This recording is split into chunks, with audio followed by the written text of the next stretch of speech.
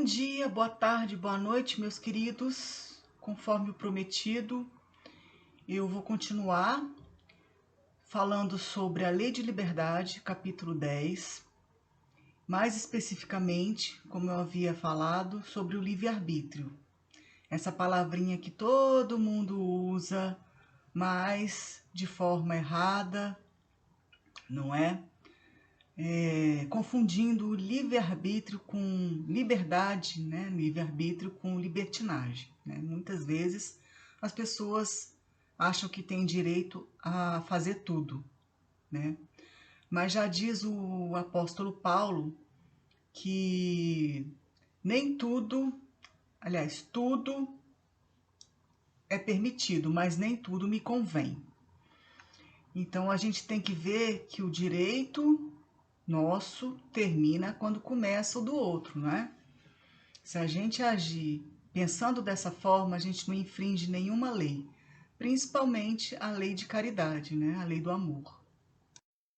Então, o homem tem sempre o livre-arbítrio? Tem, uma vez que tem a liberdade de pensar, tem também de agir, né? Porque sem o livre-arbítrio, meus queridos, o homem seria como uma máquina, né? Isso está contido no Livro dos Espíritos, nesse capítulo 10, pergunta 843. Há interferências no livre-arbítrio? Sim.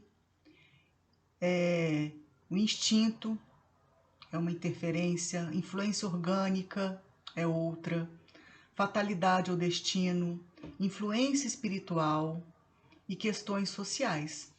Todas elas são interferências do livre-arbítrio, sim. E hoje eu vou explicar sobre instinto, influência orgânica, questões sociais e influência espiritual. E aqui na pergunta 844 diz assim: do livre-arbítrio goza o homem desde o seu nascimento? E o que os espíritos respondem? A liberdade de agir desde que haja vontade de fazê-lo.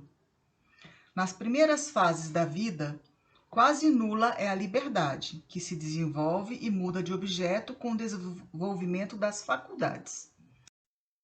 Então, meus queridos, à medida que a pessoa vai evoluindo as suas faculdades, já na adolescência, na idade adulta, ela tem sim o livre-arbítrio. Agora, quando é criança, a criança ainda está formando a sua personalidade, está formando as suas faculdades, as faculdades que Deus nos deu. Então, ela não tem faculdade de desenvolver nenhum pensamento por si próprio, né? Então, cabe aos pais orientar, né? Os pais são grandes educadores, os primeiros educadores, né? Numa família. Então, essa criança ela tem sim um livre-arbítrio mais controlado, né? Então, aqui diz, estando seus pensamentos em concordância com o que a sua idade reclama, conforme a necessidade de cada fase, né, da criança. Então, a criança aplica o seu livre-arbítrio àquilo que lhe é necessário. Então, essa é a resposta dos espíritos. E aqui na pergunta 845 diz assim: não constituem obstáculos ao exercício do livre-arbítrio as predisposições instintivas que o homem traz consigo ao nascer? Primeiro, as predisposições instintivas são do espírito, né? Antes de encarnar. Então, conforme seja mais ou menos adiantado esse espírito. Então, ele pode arrastá-lo à prática de atos repreensíveis, o que será secundado pelos espíritos que simpatizam com essas disposições. Está aí a resposta sobre a influência que o instinto exerce sobre a pessoa, né? Sobre o livre-arbítrio. Então, os espíritos que simpatizam com essas disposições, né, de atos, tanto repreensíveis quanto louváveis, também é uma das influências do livre-arbítrio. Só que aqui fala que não há arrastamento irresistível, porque primeiro tem a vontade de fazer, de fazer alguma coisa, né? De praticar um ato. Se a pessoa tem a vontade, então não tem como barrar, né? A pessoa faz porque tem consciência e vontade de fazê-lo. Mas também tem a vontade de resistir a alguma ação, né? Então a gente pode sim escolher o que fazer.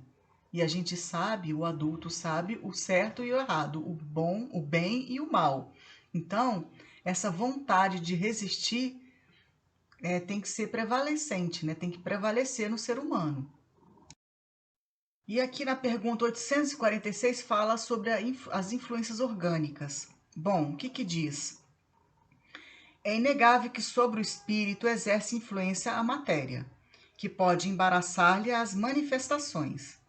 Daí vem que nos mundos em que os corpos são menos materiais do que na Terra, as faculdades se desdobram mais livremente. Porém, o instrumento não dá a faculdade. Além disso, cumpre-se se distingam as faculdades morais das intelectuais. Tendo o homem o instinto do assassínio, seu próprio espírito é indubitavelmente, ou sem dúvida, quem possui esse instinto. Não o corpo físico, mas o espírito traz consigo esse desejo de assassinar, né? Essa predisposição do assassínio. Mas nada irresistível, como na pergunta anterior, nada é arrastável, né? É irresistível. A pessoa pode escolher ser assassino, pode resistir à vontade, à tentação de querer, por algum ato impensado, assassinar alguém, tirar a vida de alguém. Então, quando uma pessoa decide tirar a vida da outra, é por vontade própria, né? Então, porque não domou seus instintos, não domou a sua parte orgânica, a sua raiva, né? Então, ela comete esse ato. Mas ela sabe muito bem que assassinar uma pessoa, que tirar a vida de alguém, é um ato repreensível, né? Condenável. É um ato que você pode, que você não tem direito de tirar a vida de alguém, né? Porque primeiro que você está barrando esse ser humano de espiar ou de provar, como no plano reencarnatório que ele fez, né? De vir para espiar ou como missão também, né? Então você está barrando isso. E pela lei do progresso isso é repreensível, né? Então aí está o mal, você barrar essa pessoa, você impedir essa pessoa de progredir, né? Para isso que ele veio, para todos vem, né, o progresso. O progresso vem para todos, é uma lei que anda para frente, né? Não há regresso na lei do progresso, né? Então aqui está falando, né, que na parte orgânica, na influência orgânica, tem sim. Por quê? Porque a pessoa que nasce com alguma predisposição física, né, orgânica, algum mal orgânico, vai impedir essa pessoa de cometer algum ato, mesmo que esse espírito seja um espírito que venha a ser de um assassino, né? Então, pessoa que nasce com alguma predisposição orgânica que o impede de cometer tal ato, como, por exemplo, uma pessoa que não pode andar, né, ou uma pessoa que tem algum problema neurológico, né, que não tem a capacidade de se movimentar, mesmo que ela tenha o desejo, a vontade de fazer algum mal, ela tem sim um barramento, né, por causa da sua condição orgânica. Então aqui também fala na questão 847, pergunta: a aberração das faculdades tira o homem o livre-arbítrio? E aí o espírito responde: já não é senhor do seu pensamento aquele cuja inteligência se ache turbada por uma causa qualquer, e desde então já não tem liberdade. Então o livre-arbítrio é barrado, né? Essa parte orgânica, essa influência orgânica. E essa influência física, né? Orgânica. Essa aberração constitui muitas vezes uma punição para o seu espírito, que porventura tenha sido noutra existência fútil e orgulhoso.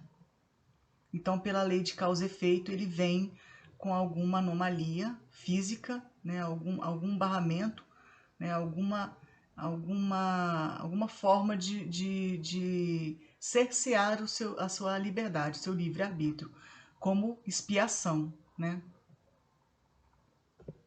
Ou tenha feito mau uso de suas faculdades.